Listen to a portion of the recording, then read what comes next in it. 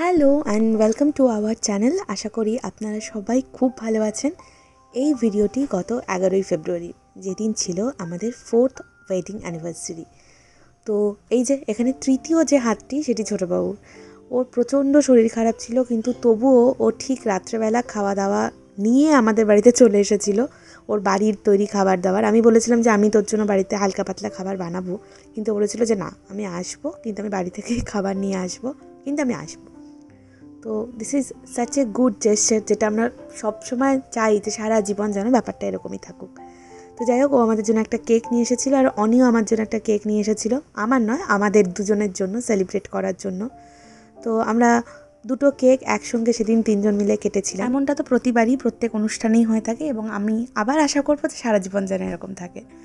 তো ছোটোবাবু ছাড়াও সেদিন যারা দূরে থাকে, যারা আসতে পারেনি, স্বাভাবিকভাবে অত রাতে আসা কারোর পক্ষেই সম্ভব নয়, কিন্তু প্রত্যেকে আমাকে ফোন করেছিল। বহু বন্ধু আমার যারা দূরে থাকে, তারা আমাকে রাত 12টাতে ফোন করেছে, ভিডিও কল করেছে, উইশ করেছে, এবং বাকিরা থ্রু আউট দ্য ডে পরের দিন আমাকে সকলে ফোন করে উইশ করেছে। আর আমার না এই জেস্চারগুলো প্রচণ্ড ভালো লাগে। আমি কি গিফট পেলাম না, আমার তাতে কিচ্ছু যায় আসে না, কিন্তু আমি ভীষণ চেষ্টা করি যারা আমার কাছের মানুষ, যারা আমার ভীষণ প্রিয় বন্ধু, যারা আমার কাছের বন্ধু, তাদের সঙ্গে এই সম্পর্কগুলো, এই বন্ডগুলো যেন আজীবন এমন থাকে। আমিও কিন্তু নিজের দিক থেকে সেটা করার সম্পূর্ণ চেষ্টা করি। হয়তো রাত 12টায় হয় না, অনেক সময় এমন হয়েছে যে আমি রাত 12টায় অ্যালার্ম দিয়ে রেখেছি যে আমি ফোন করব, কখনো ঘুমিয়ে পড়েছি, কখনো পরের দিন করেছি, কিন্তু তাদেরকে উইশ করতে আমি যেন না ভুলি, আমার দিক থেকে এটাও আমি চেষ্টা করি। আমি জানি এগুলো অনেকে অপেক্ষা করে থাকে, অনেকের জন্য এটাই হয়তো খুব স্পেশাল, আমার মতো নাও হতে পারে, কিন্তু আমি চেষ্টা করি। যাই হোক, শুরুতেই প্রচুর বকবক করে ফেললাম, আর এবার চলুন আপনাদের সঙ্গে শেয়ার করি আমরা দিনটা কিভাবে সেলিব্রেট করেছিলাম, কোথায় গিয়েছিলাম, কি করেছিলাম।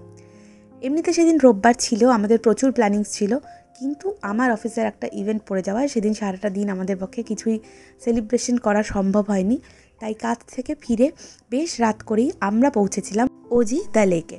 অনেক দিন ধরে ইচ্ছে ছিল আমরা এখানে যাব, কিন্তু বিভিন্ন কারণে আসলে যাওয়া হয়ে উঠছিল না। তো সেদিন যখন আমরা পৌঁছলাম, প্রচণ্ড ভিড়। একে তো উইকেন্ড, রবিবারের রাত, তার উপর চলছিল ভ্যালেন্টাইন্স উইক। তো সেখানেও বিভিন্ন অনুষ্ঠান হচ্ছিল, প্লাস একটা জায়গা যেহেতু সম্পূর্ণ বুক ছিল, সেই কারণে শুধুমাত্র ইনডোর প্লেসটা আমরা ঢুকতে পারার চেষ্টা করেছিলাম, আর সেখানে নাম লিখিয়ে আমাদের অপেক্ষা করতে হয়েছিল অনেকক্ষণ। তো যতক্ষণ আমরা অপেক্ষা করছিলাম, ততক্ষণ বাইরে দাঁড়িয়ে আমরা প্রচুর ছবি তুলেছি। অবশেষে প্রায় 45 মিনিট পর আমরা ভেতরে যাওয়ার সুযোগ পেলাম।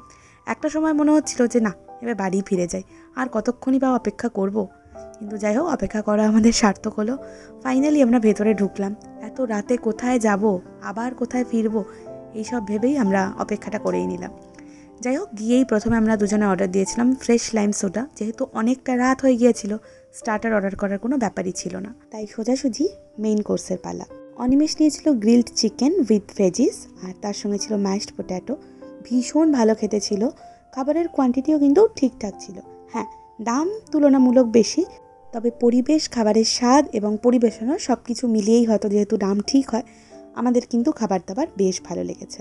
আর আমি নিয়েছিলাম একটা jasmine rice with Thai chicken curry, আর তার সঙ্গে একটা পাঁপড় ভাজার মতোও দিয়েছিল। তো আমার না জেসমিন রাইসের সাথে থাই কারি খেতে ভীষণ ভালো লাগে, আর কিন্তু পরিমাণ এত বেশি দিয়েছিল যে আমি শেষ করতে পারিনি, প্যাক করে আমাদের বাড়ি নিয়ে আসতে হয়েছিল। আর সবশেষে ছিল এই সারপ্রাইজটা। বেসিক্যালি এই সারপ্রাইজটা আমি অনিমেষকে দিতে চেয়েছিলাম, এবং আমি যখন ওজিদা লেকে পৌঁছই, সেখানে পৌঁছেই একজন দাদার সঙ্গে আমি কথা বলে পুরো ব্যাপারটা ঠিক করি। কিন্তু দুজন সার্ভিস যারা বয় হয়, তাদের একটুখানি মিসকমিউনিকেশনের জন্য, যাই হোক, আমার এই সারপ্রাইজটা ফাইনালি আর হয়নি, একটু গন্ডগোল হয়ে গিয়েছিল, সেটা আলাদা ব্যাপার। কিন্তু আমার এই চিজ কেক, আমার পার্সোনালি চিজ কেক খেতে ভীষণ ভালো লাগে, আর অনিমেষকেও আমি চেয়েছিলাম যে এই বিস্কফ যে চিজ কেক হয়, সেটা দিয়ে সারপ্রাইজ দেওয়ার জন্য। তো যেহেতু হলো না, তো যাই হোক, কিন্তু জিনিসটা এত ভালো ছিল, আমাদের দুজনের ভীষণ ভালো লেগেছে খেতে, অপূর্ব। আমি এত ভালো চিজ কেক এর আগে খাইনি। হয়তো অনেক জায়গাতেই আমি যাইনি বা চিজ কেক ট্রাই করিনি, কিন্তু এখানে আমি এখনও অবধি যত চিজ কেক খেয়েছি, আমার সেরা লেগেছে, দুর্দান্ত। আবার বলছি, দাম অনেকটাই বেশি, হৃদয়ে আঘাত লাগার মতোই, কিন্তু ওই যে বললাম, এই স্বাদের ভাগ হবে না, তুলনা হবে না। যাই হোক, খাওয়া দাওয়া করে তারপর আমরা ভাবলাম যে যাই একটু বাইরে গিয়ে অন্তত ছবিটা তুলে আসি, যেহেতু বাইরের এই সিটিং এরিয়াটাতে আমরা বসার সুযোগ পাইনি। আশপাশটা অপূর্ব সুন্দর, রীতিমতো যে মায়াবী কলকাতা, সেটার একটা স্বাদ কিন্তু আপনি সেই বাইরেটা থেকে পাবেন। তারপর আমরা গেলাম বাইরে, সেখানেও তুমুল লম্বা লাইন। তবু সেখানকার যারা ছবি তুলতে এসেছিল তাদেরকে দিয়েই আমরা নিজেরাও ছবি তুলেছি এবং আমরাও অন্যদের ছবি তুলে দিয়ে দিনটা কিন্তু আমরা এইভাবেই শেষ করেছি। ভীষণ ভালো একটা দিন কাটলো। খুব কম সময় হয়তো আমরা সেলিব্রেশনের টাইম পেয়েছি, কিন্তু অপূর্ব ভালো কাটিয়েছি। আর কি, রাত বাড়লো আর চলে এলাম বাড়ি ফেরার তারা। পরের দিন আবার অফিস, আবার কাজ, আবার সেই নিত্য নতুন রুটিন। তার মাঝেই আপনাদের সঙ্গে ভাগ করে নিলাম এই ছোট্ট ব্লগটা। কেমন লাগলো অবশ্যই জানাবেন।